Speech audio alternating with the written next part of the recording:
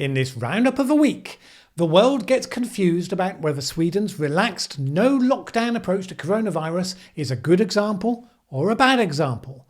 Track and trace apps for your phone pose the question of how much you're willing to trade your privacy for safety, and governments and climate change campaigners are determined not to let a good crisis go to waste. My name's Mallen Baker. This is the Mallen Baker Show for change makers.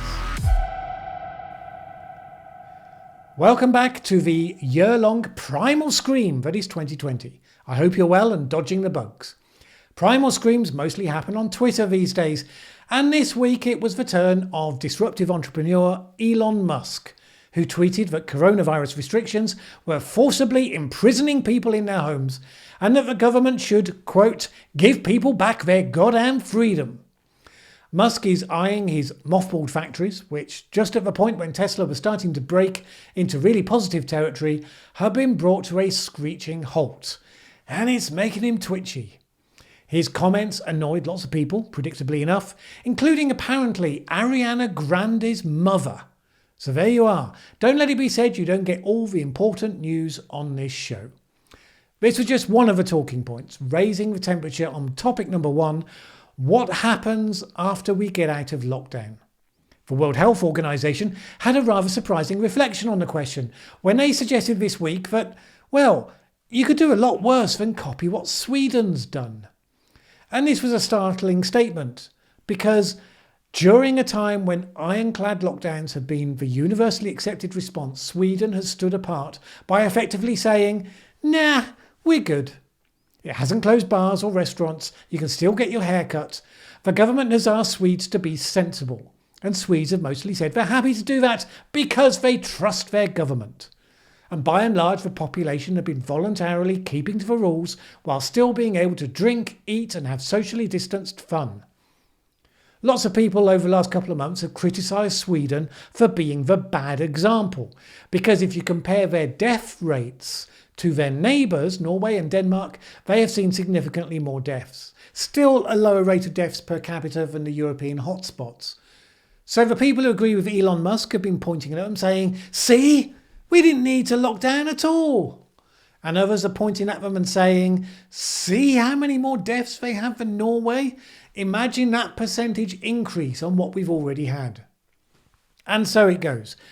But now the World Health Organization, which has supported the lockdown process worldwide, is suggesting that Sweden might be a model for the post-lockdown world. Because we know we're not going to be able to go straight from lockdown to sex, drugs and rock and roll, hug 20 strangers immediately after you emerge, blinking into the sunlight, I'm guessing. So maybe the Swedish way is indeed the right way.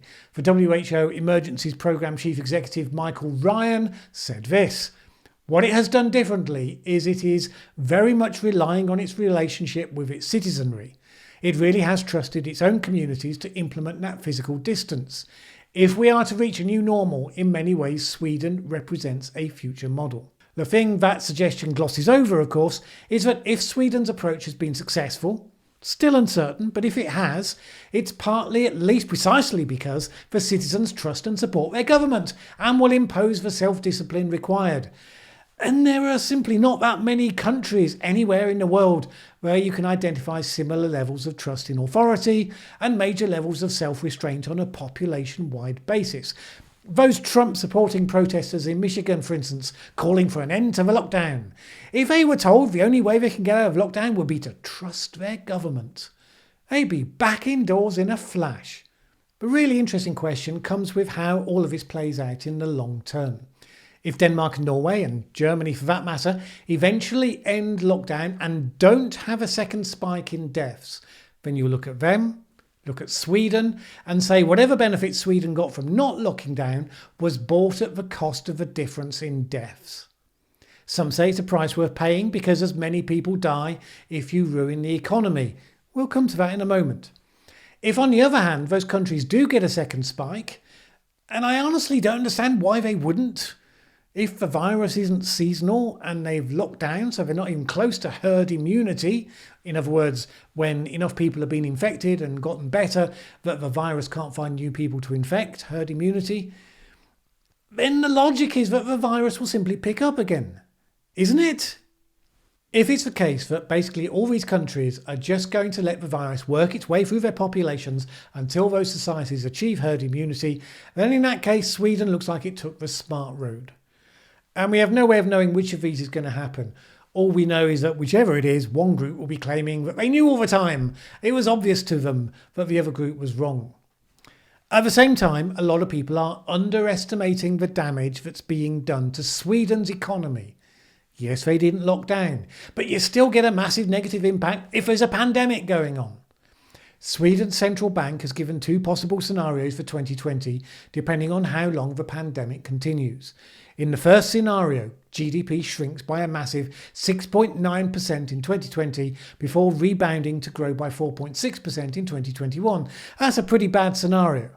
The second scenario is worse. GDP could contract by 9.7% in 2020, with a recovery only hitting 1.7% in 2021. Unemployment will go between 9 and 10%. So that's bad. That is really bad.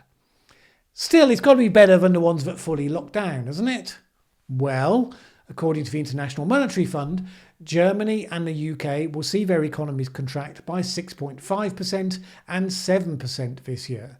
France is expected to see 7.2% contraction, Spain 8%, Italy 9.1%. Sweden's closest neighbours are expected to shrink between 6 and 6.5%. Now, there's going to be some variability in those projections, of course, but the thing that screams out at you is you wouldn't say Sweden was in any other territory because it didn't indulge in the lockdowns in comparison to its neighbours.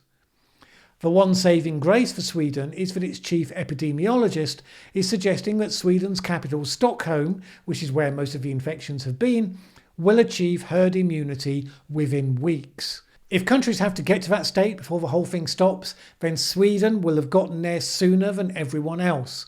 And that may benefit them compared to the rest, who will suddenly find that the last few months of pain were wasted effort and they simply have to let themselves follow Sweden after all. Now, we won't know that until we see what happens with the gradual releasing of lockdowns, but we're going to know that fairly soon. But then you also have to ask the other question, what about all the other countries? We've had a few hotspots, half of Europe, Belgium the worst with 665 deaths per million, Spain, Italy, UK, France, all with death rates above 300 per million. Sweden is approaching that threshold with 262, as are the Netherlands, Ireland. The US is behind at 193. But the vast majority of countries in the world remain well below. Why? Why are most countries in South America below 30 deaths per million? Why are many US states well below?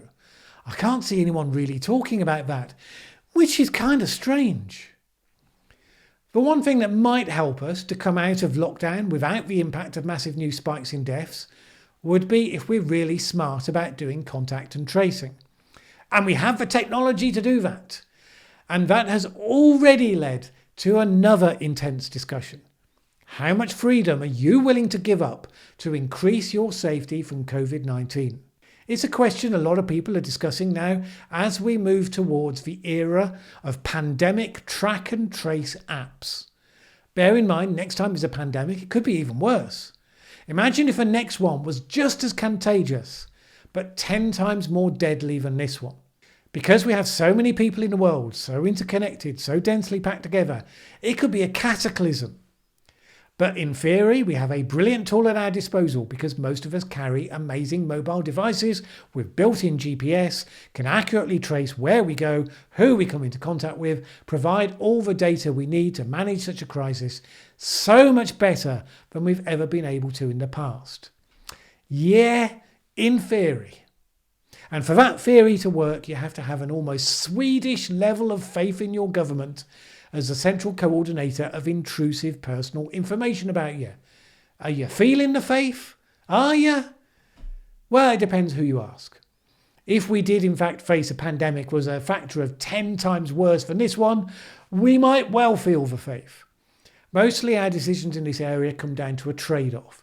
We're happy to give up a degree of privacy in return for something concrete of value. There are plenty of people who feel we're already in that territory with COVID-19, and then there's a bunch of others who disagree.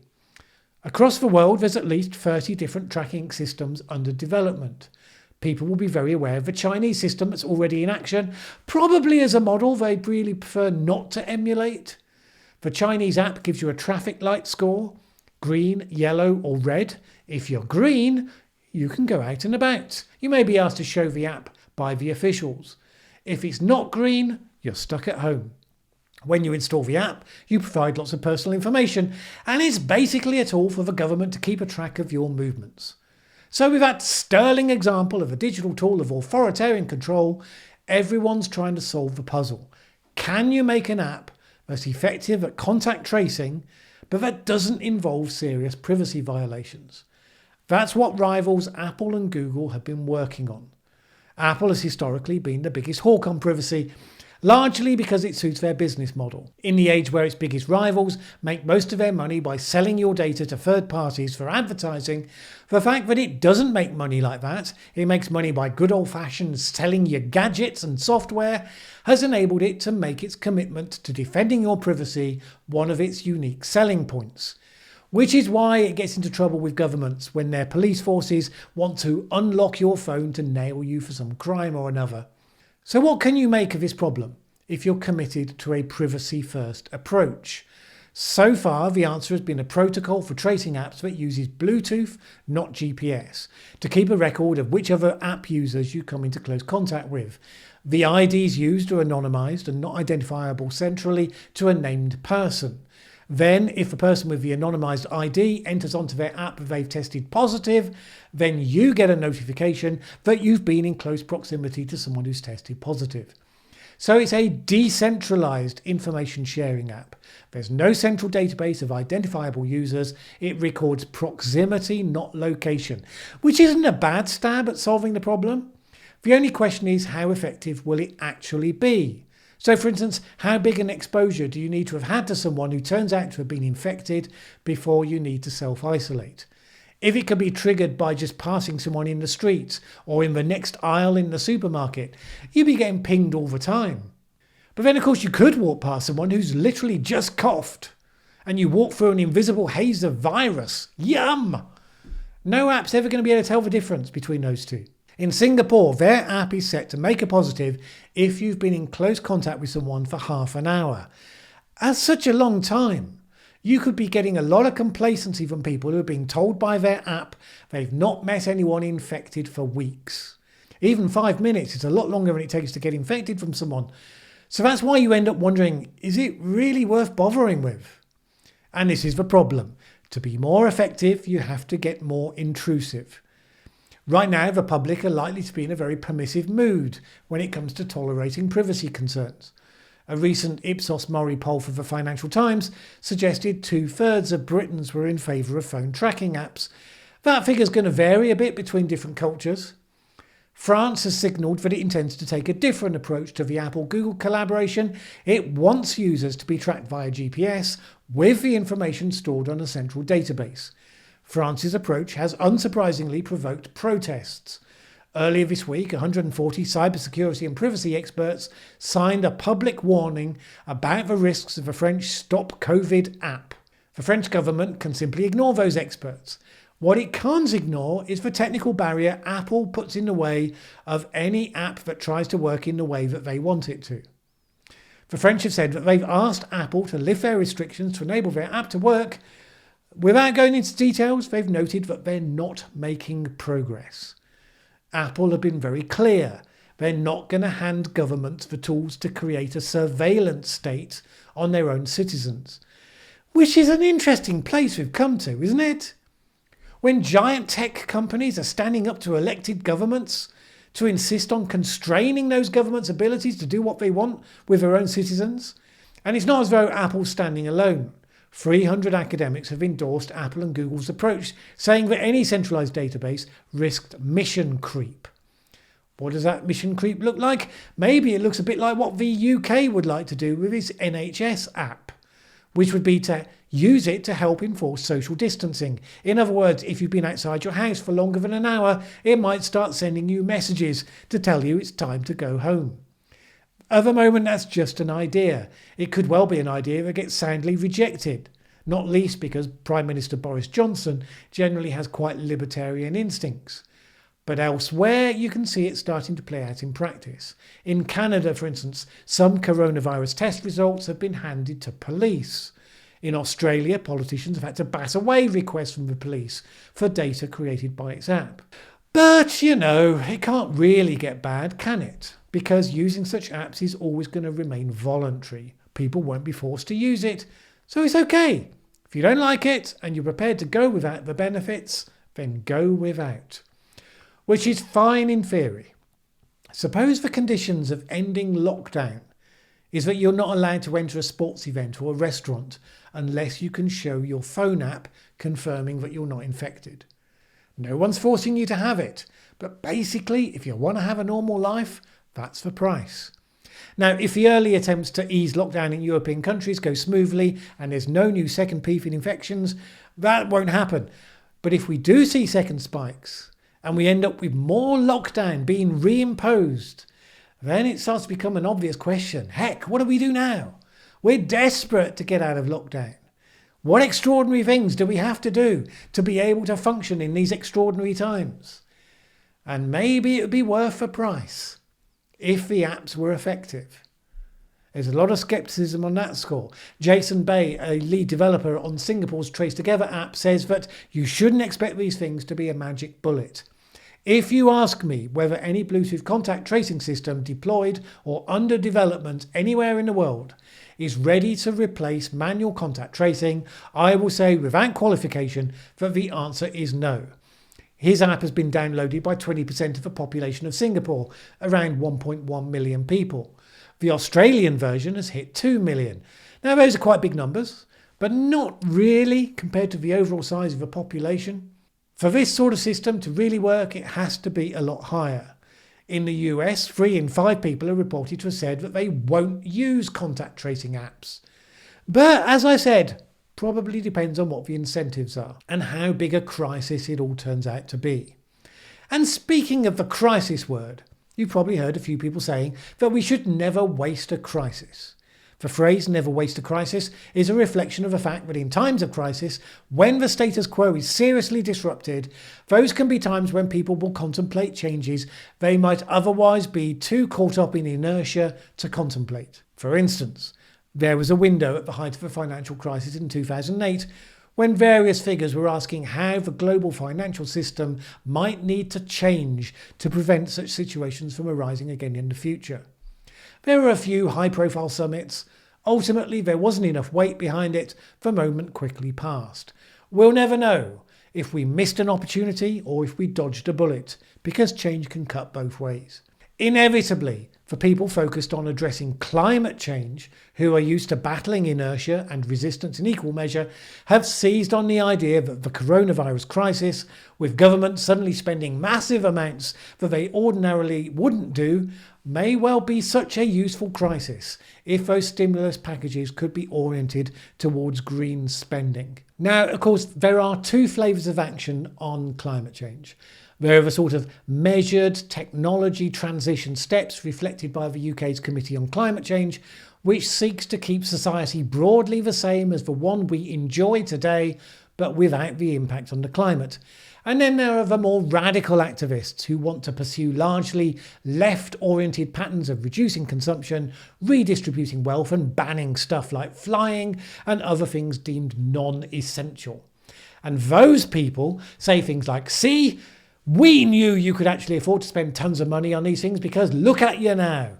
Which is sort of like saying that because you took out a second mortgage on your house to finance repairs when the roof blew off, that's proof you can afford to spend that amount every year. As you might expect, for people who fear government interference, hear the phrase never waste a good crisis, and they see that group licking their lips, thinking that now might be their time, and that scares them half to death. And then they argue for leaving all polluting industries to dire death, regardless of the essential products they provide and the millions of jobs that depend on them. Strangely enough, the stressed populace are not overly attracted to that option. So let's put the extremists to one side and ponder this.